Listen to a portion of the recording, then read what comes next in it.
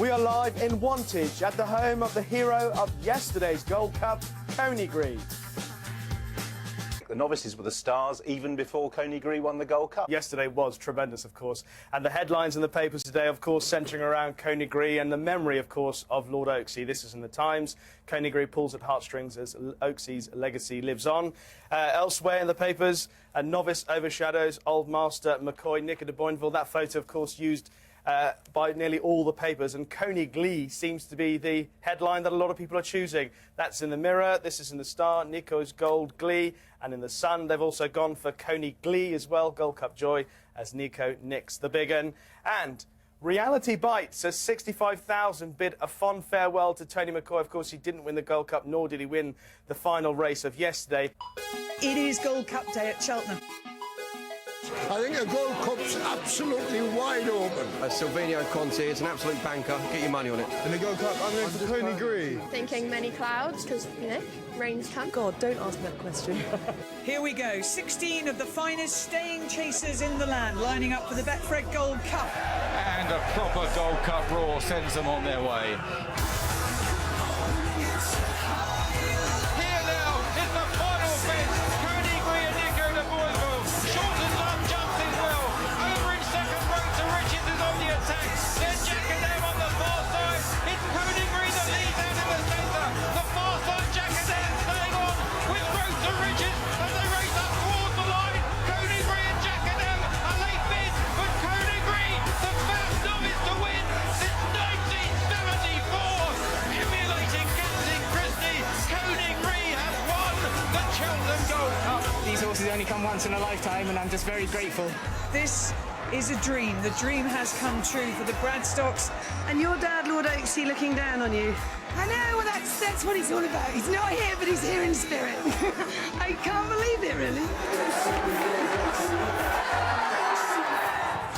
Overnight, the Channel 4 cameras have been travelling from Cheltenham to Wantage so that we could wake up with the hero of yesterday's Gold Cup, Coneygree, and that's where we'll find Alice Plunkett. Yeah, thanks, Rishi. We're here in Letcombe Bassett, this historic yard with this historic horse.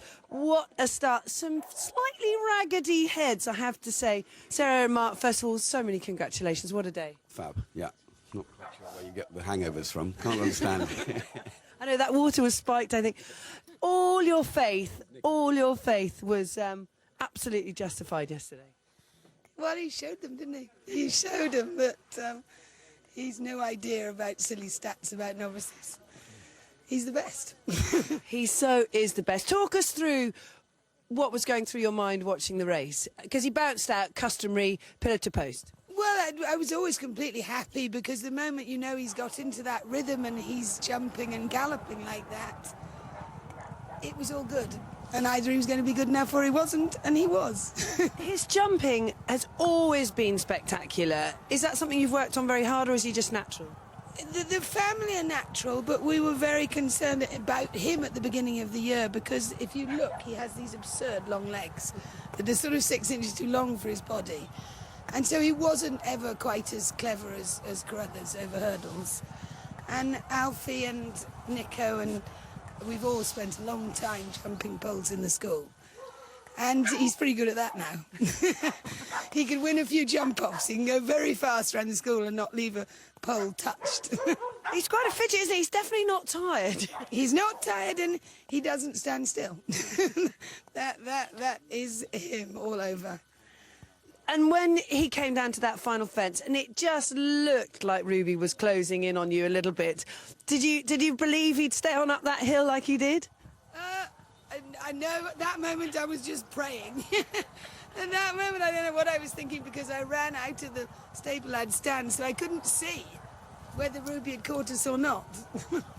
It really was amazing, and it was one for the small guys. I mean, you've got a very small number of horses here. You had Ruby and the Mullins machine coming up behind you. There was all the talk beforehand about Paul Nicholls breaking the Gold Cup record. But, you know, him winning with you guys in charge, you absolutely, obviously know what you're doing.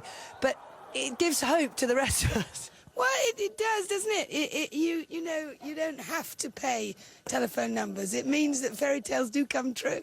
It really does. And we've got to have a word about your dad, because played maid, you know, the mother of this, the mother of Carruthers. She's bred a Hennessy winner. She's bred a Gold Cup winner. I mean, he would just... She's a miracle, isn't she? And he would be so proud. But I said yesterday, you know, all the good luck that we've got in finding these wonderful horses and it coming right has to be down to all the good he did. You know, he deserved that, didn't he? I know, it's karma, isn't it? It's Lord Oaksy's karma. More from here at Letcombe Bassett later on through the morning line, Riche. But I can tell you, as you would expect, and quite rightly, there's some sore heads. Absolutely. Looking forward to hearing more from the rest of the team at the home of Coneygree. Well, still lots more to come from us on the morning line, including more from the home of Coneygree, the champ, the village all turning out to celebrate yesterday's hero. And, of course, we'll be bringing you all the news on the Midlands Grand National, who we think might emerge on top. So, just turned up here in the yard, Gold Cup winning jockey Nico de Boinville. How are you feeling? Still letting it all sink in, really. Just, yeah.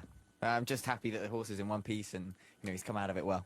Well, you were unbelievably measured when I spoke to you at the top of the hill, but on reflection and having had your party in the weighing room and the whole thing, how does it feel looking back? And it's just unbelievable. It is a great feeling, and I'm sure it will take a bit of time just to, you know...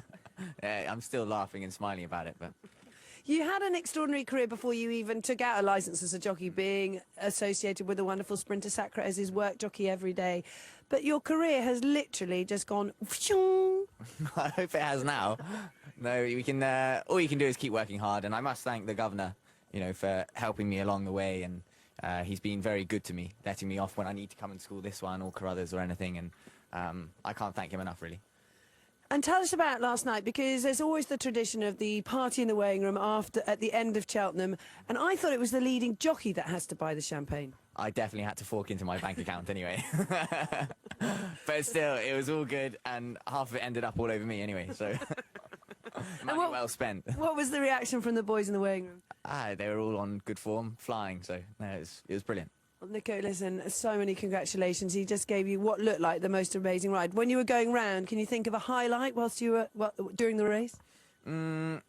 He was just so measured, wasn't he, over his jumps and everything, and I knew turning down the hill for the first time, I had a lot there. You know, he came hard on it, so I thought, oh, if he's like this next lap, he'll be hard to beat anyway. So I was never at a stage where I was worried, really. There was a time with sort of the ditch at the top of the hill where we thought you were giving him a slap down the neck. I thought, you've gone bonkers. You know, surely he's going fast enough. But you clearly knew that he had so much in the tank. And stamina's his, you know, that's what he does. And I spoke to Dickie just before I went out there, and he just said, just because of this ground, just make sure you conserve a bit. And once I got him over the first two, I could then take a bit of a pull. So I could just give him little breathers now and then, and that definitely helped, I think. And Nico, just the way he jumps, it looks, as a jockey's point of view, it takes nothing away. Every fence, even if he's tight or he's long, he's so quick. That's the thing. In both ways, he's brilliant, and he's so quick over them, and he just takes lengths out of all the others. So, it was unreal. Well, it was unreal. It was great to watch. Fantastic result, and for the Bradstock family, for everyone here. Listen, so many congratulations from all of us. Brilliant. Thank you very much.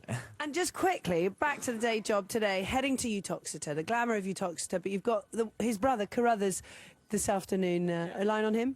I think he's back down to a workable mark, so I think we'll go... Well, I'm hopeful of a good performance anyway. Oh, my goodness, can you imagine the big double? Yeah. Well done and good luck. Well, I think one of the best. We'll also be back with the Bradstocks. We'll see you very soon.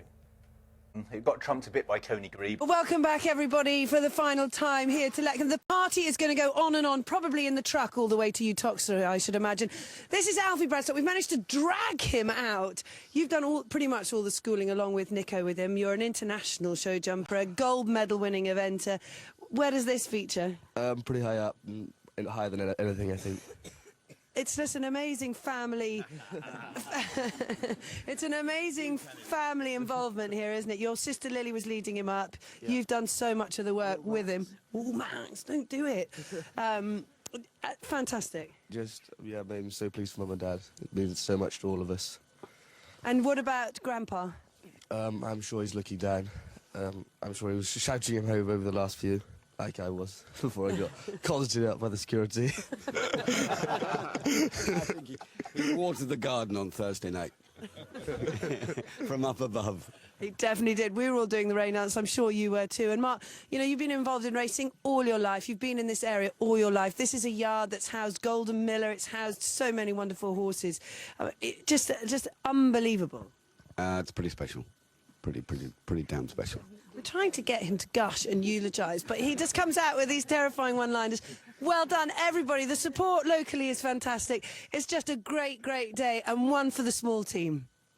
I think perhaps a few hours earlier he'd have been able to eulogise with a little bit more expansion, but a little bit more sober this morning. Great shots of the Bradstock clan again, and I'm just thinking if they, and they will, make Coneygree the movie, John Hurt is a certainty for the role of Mark Bradstock. I would suspect so. Looking forward to seeing you later on today. Of course, Coneygree meeting his fans in the village after his success in the Gold Cup. His brothers in action in the Midlands Grand National. Join us to see that race live on 4 this afternoon. Bye-bye.